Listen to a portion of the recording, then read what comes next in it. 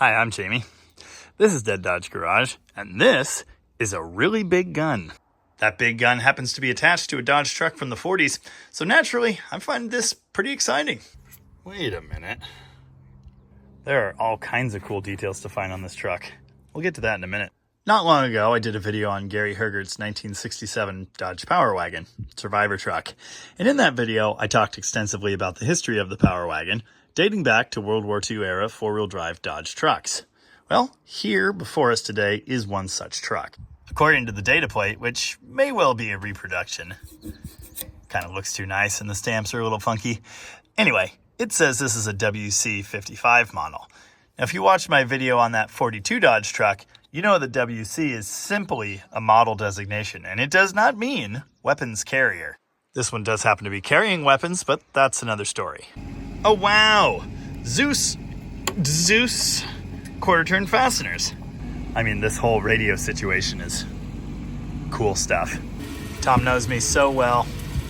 He knows the urge to drive this thing in the field cannot be ignored, but he doesn't want 500 pounds of 5-foot-tall grass wrapped around the driveline and axles.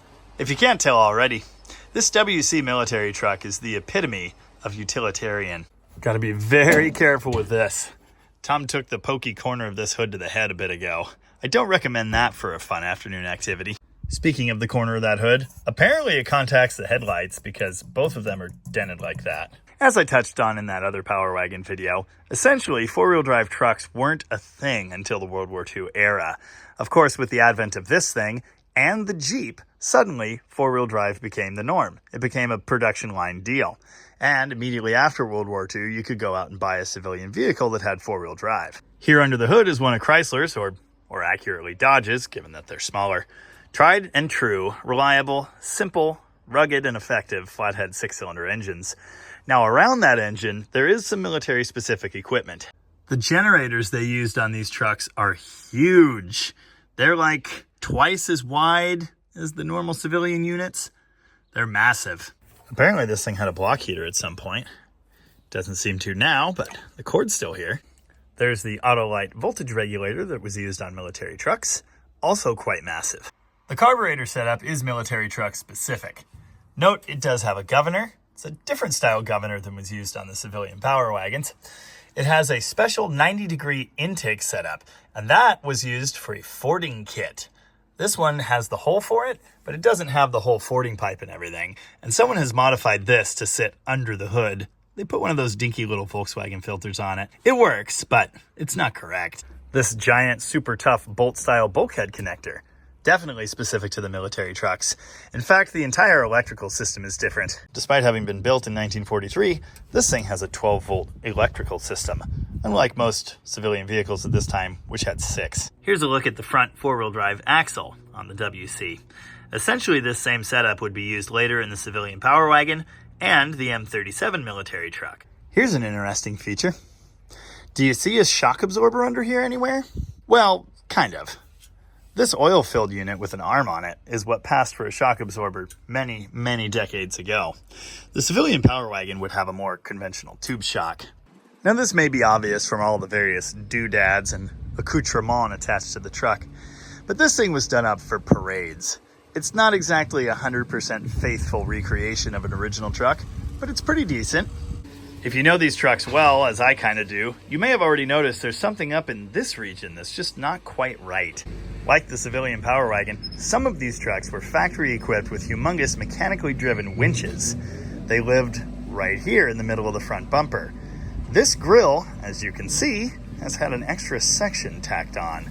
That's because this is an original winch grille. I believe this is a reproduction front bumper, judging by the fact that underneath all this loosely attached paint is shiny new metal. A winch bumper, of course, would be split into 2 sections, and then there would be mounting provisions for that winch there in the middle. I thought the truck might have just gotten a grille swap until I noticed this. This is the original PTO drive for the front winch. Obviously, there's no drive shaft attached to it, but there it is. Here's some more evidence. This piece would have attached to 2 support bars that go underneath the reel for the winch. So, of course, it's gone now, and we have no idea why they removed it. But this is an original winch truck. How cool is that? Original blackout convoy lights. The original tools on the original tool carrier. A ramrod for the 37mm gun. I'd never seen this style bed before today. It's interesting, all these little storage containers. Apparently we have covers for these. The truck also came with a whole bunch of spare doodads and cosplay items and things of that nature. I don't know much about guns, but I know this one says 50 cal on it, and it's mounted on a swivel. U.S. Army 20 field rations. Heinz Company. I have no idea how much of this lettering is like completely fabricated or copied off of original stuff, but it's neat. Admire the replica firearms housed in these sweet mounts, one of which I'm about to have to remove. Because as it turns out, this truck kind of does need some work. So many jerry cans. Here's a look at the transfer case. This setup is again common with the other later four-wheel drive trucks, but this one is a little special because there is no low range in this case. It's either engaged four-wheel drive or not engaged four-wheel drive. Those are your only options. You'll notice the front drive shaft is out right now. Something about road driving. When this thing is out of four-wheel drive, the shaft is always spinning.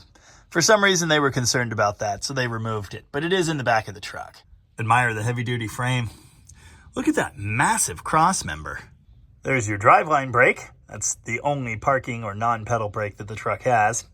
Here's the short drive shaft that runs between the transmission and the transfer case. Note the clearance that had to be made in the floor of the cab. I say cab. Of course, it isn't much of one, but the cowl, the firewall, the floor, all of that stuff is roughly taken from a civilian Dodge cab. It's not exactly the same, but it's the same basic idea. No, it doesn't have doors, and it doesn't have seat belts because it predates safety, but it does have a canvas strap to keep you from falling out. That's nice. There are all kinds of fake weapons in here. I really like this plate, maximum permissible road speeds. I've seen these in other trucks built for the military. It's kind of neat. I was surprised to see they actually suggested you could drive this thing at 55. 55 is kind of screaming for one of these trucks. I don't know what this knob is. Is it off a tractor? Some kind of hydraulic control. Anyway, it's definitely not right. Someone added turn signals, and I think they even work. Here's another useful data plate. It's got the shift pattern for the 4-speed. That's shared between all of these 4-speed Dodge trucks for like decades. Also, a note to disengage the front axle on hard surfaces. Here's a military-specific lighting switch. This is blackout mode. You can't engage any modes but blackout mode without hitting this safety. That turns on the actual headlights. That's supposed to be parking lights. For some reason, everything is wired to the headlight circuit in this thing currently. The amp gauge actually works, although it's kind of wiggly.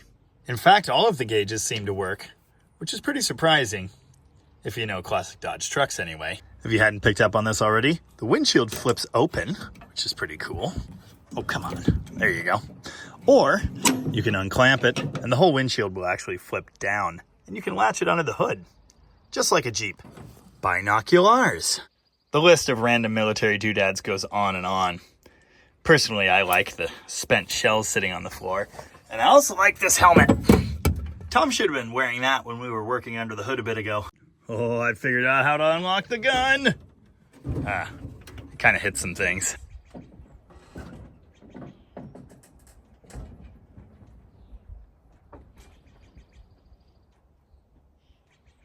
Yes, I am having too much fun. How could you tell? First, I was told that it didn't cold start right. Turns out if you activate the choke, it cold starts perfectly. The other issue I've been advised of is that the brakes do nothing.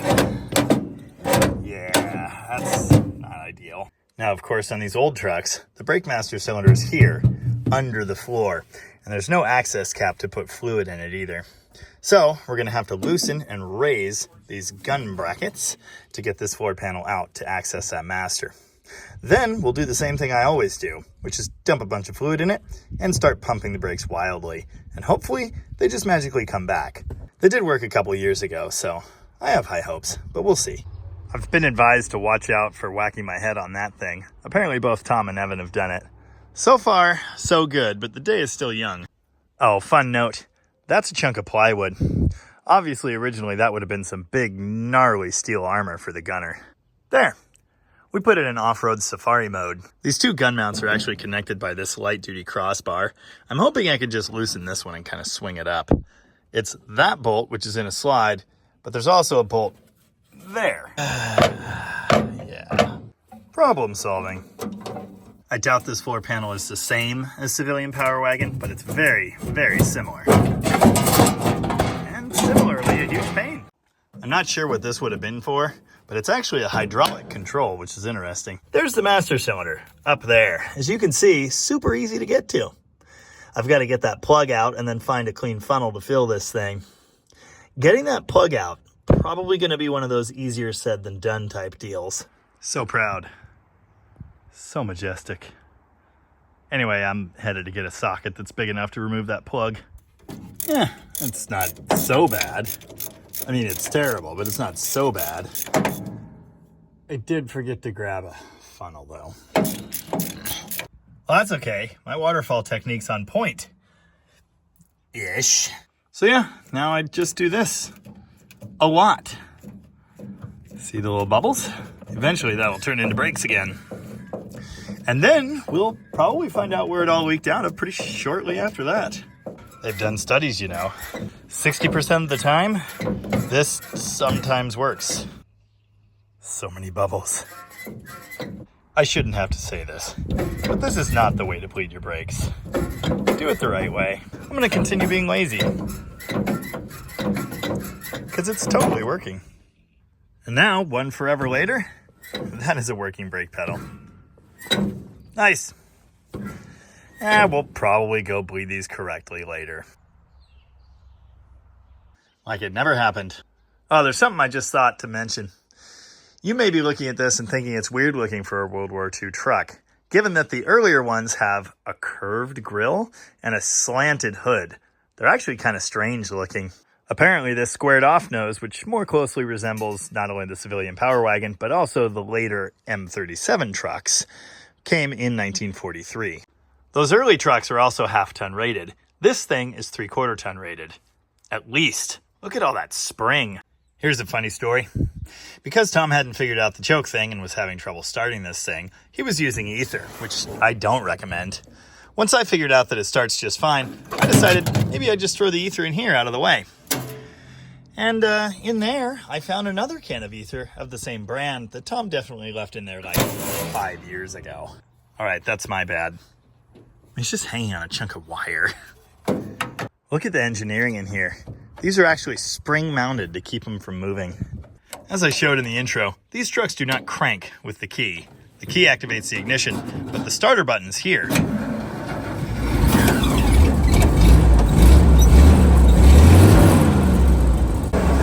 Oh yeah, I forgot. It actually has another issue, which you may even be able to hear from here. The water pump bearing is bad. Amazingly, it doesn't leak coolant at all. So I think that means it's fine for now. Hopefully it doesn't send the fan into the radiator. You know, I've done that before. I'm sure this thing drives just as bad as the Power Wagon. Of course, this is a non-synchronized 4-speed. Later M37 trucks would have a synchronized 3rd and 4th gear. This thing's not gonna have that feature. Let's test the brakes. Well, they kind of worked for a second and then they left the building. When I tried to drop it off the hand throttle, it doesn't really do the idling thing so well.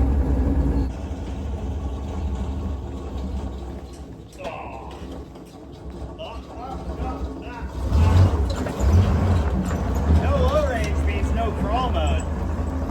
And no idle makes things even more complicated. Here, I got you this. And I also got you these. But wait, there's more. Here you go. I'm gonna run out of dinghies here. Yeah, I did. Alright, fine. I'm sure you're all wondering, just like I am, what's it like to drive this thing on the road? Let's find out.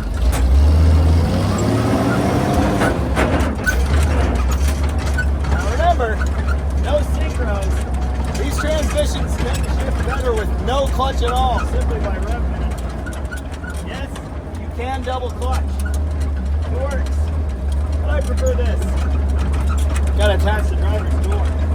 There we go. The level of safety's off the chart now. I do apologize. The wind noise will probably be really bad with the windshield down, but I'm not willing to change that. Yeah, the brakes still work, usually. Oh yeah, first gear is pretty much extra.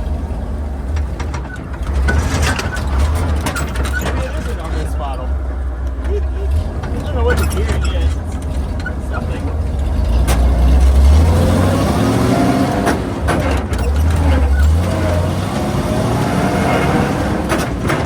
You want to be a bit more challenging, man. Channel's got something I'm familiar with. My hat.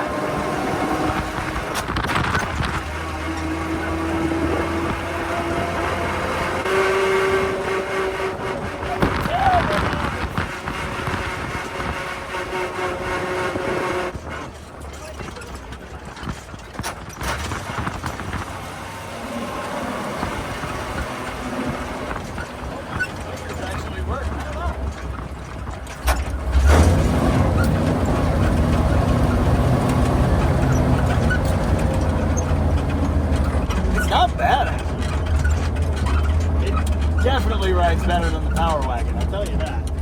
There's your problem. The head's big, but it's not that big. I don't want to hold up traffic. Temperature's right at 185. It's actually kind of high for one of these. They tend to be very cold-blooded.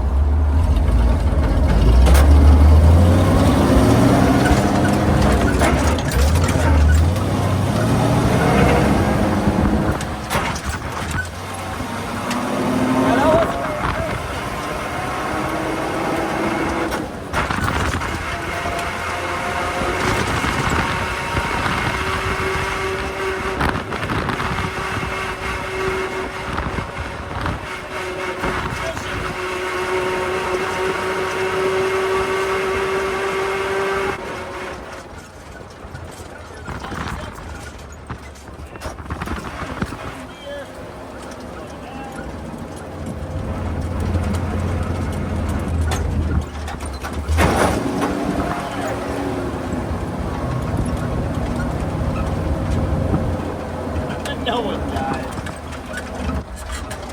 This might qualify as too much fun.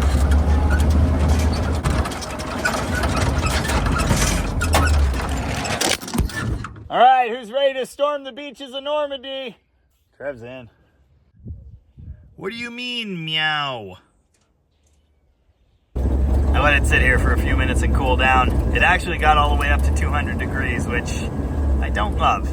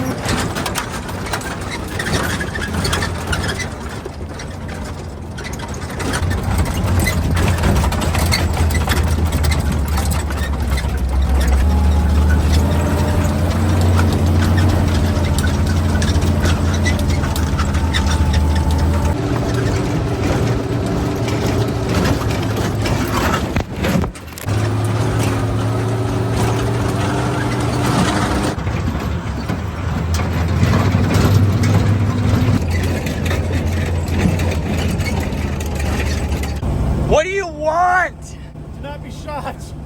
Oh. Ow. I whacked my heel on one of those jumps. Also, I got stung on the pinky getting one of those shots, so yeah, you're welcome. As you can probably tell, she's a bit of a rough ride. There aren't many things cooler than driving around with a giant gun behind you, are there? This is just an incredible machine. Tough, resilient. Notice it runs great. Yeah, it's getting a little hot. We'll fix that. Tom went off in his little Jeep to go order a water pump, so that'll solve that problem. If you're watching this video the day I released it, it's the 4th of July, Independence Day here in the US.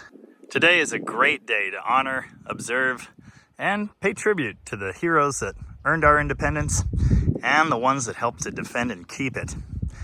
The humans, the soldiers, yes, but also the iron, like this thing. When I see trucks like this one, I see American history. History that's worth remembering. And I hope you feel that way too. Yeah, I like to screw around. Yeah, I might have allegedly taken it off a few small jumps out here in the field. But I do respect these machines. I love these machines, and I hope that's obvious.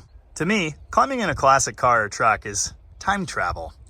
You're teleported back to the time that vehicle came from, the time it lived, and the things that it did. It's the reason I'm into drag racing. And it's definitely a part of the reason why I'm so into these trucks. We ship these things to the European theater and all over the world. We toss the keys to our young service members, and these rigs performed admirably. They did incredible things. It's not that I'm necessarily in support of the kind of things that a giant gun mounted to a truck can do, but there are certain times in history where we're called to act. World War II was one of those times, and these machines were there, helping our brave service members achieve their goals. I hope you enjoyed this quick look at this amazing historical vehicle and appreciate what it represents. I hope you and your family have a happy 4th, and I'll see you next time. Thanks for watching. And remember, walk softly, carry a big stick.